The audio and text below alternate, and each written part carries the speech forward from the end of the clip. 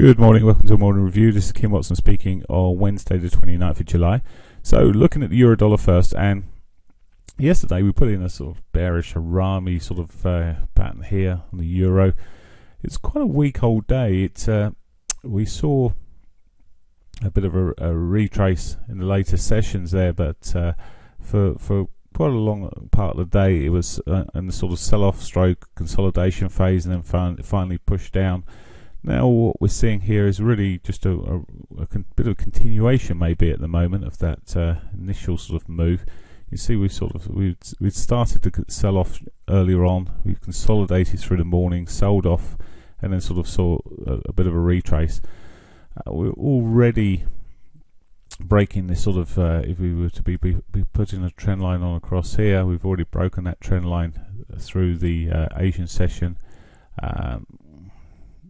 Maybe looking if once this candle's finished to see what happens here, but at the moment it looks like pretty much like it's going to run down towards its S1 sort of area in yesterday's lows. Certainly that would be sort of target areas if I was to get short this morning. Any reversal of this, well, we could run up towards I mean yesterday's highs, the R1 seems fairly obvious areas, and maybe even pushing up onto Monday's highs. But the main trading periods now are starting to thin out a little bit in terms of range. Already the average true range on a lot of these markets is dropping. As you see, most of the markets now, as the ranges are dropping, this is actually suggesting it's higher than it actually is. Oh, it's a 60-minute chart, so it's 14 pips. But on a daily chart, when you start looking at the daily chart, the average true range is probably fallen down there, down to 113 pips now from the 150s, 140s, 150s we've seen through a good part of this year. But that's to be expected. Okay, so we'll look at cable.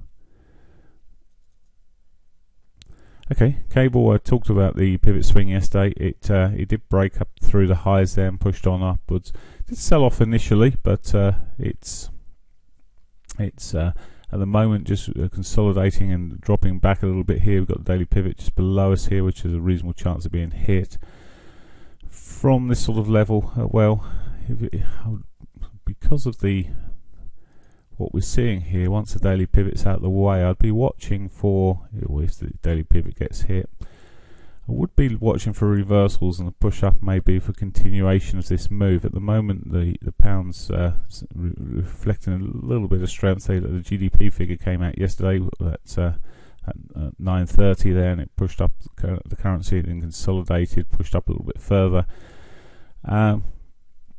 I would expect, as I say, maybe a continuation. If it starts breaking through those levels, I'll certainly be looking for the R1 and looking back towards these prior highs that we saw back on the 23rd. So that's something to watch for there. But at the moment, just watching it, just pulling back off a little.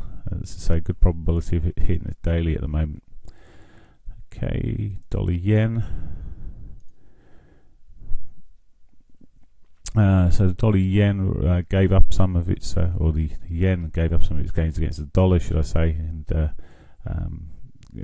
dollar recovered some of that ground yesterday. It's just me. It's just such a choppy old market. It's another inside bar, inside day. Trend-wise, well, you could say it was slipping down.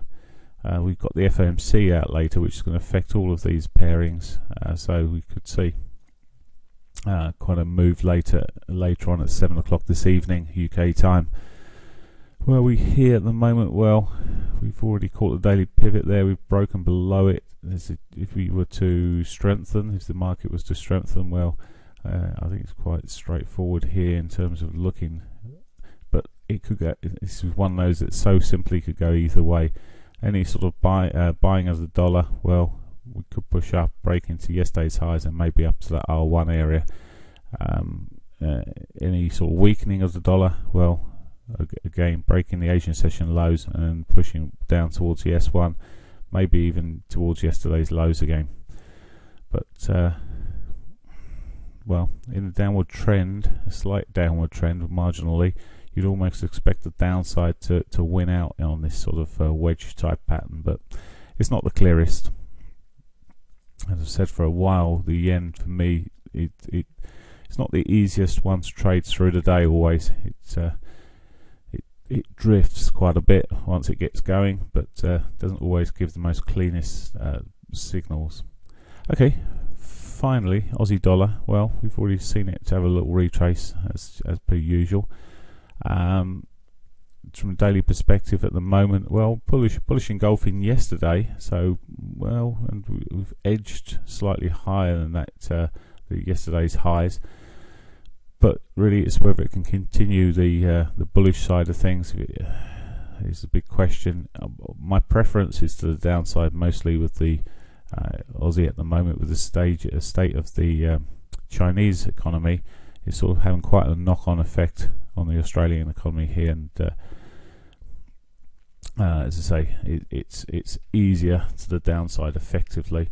So a small move down at the moment, but it will drift and it will follow other markets. But you can see how choppy it was for the majority of yesterday morning. It just sort of for hours it was in a very tight range, effectively then sort of poking out, then pulling right away back, and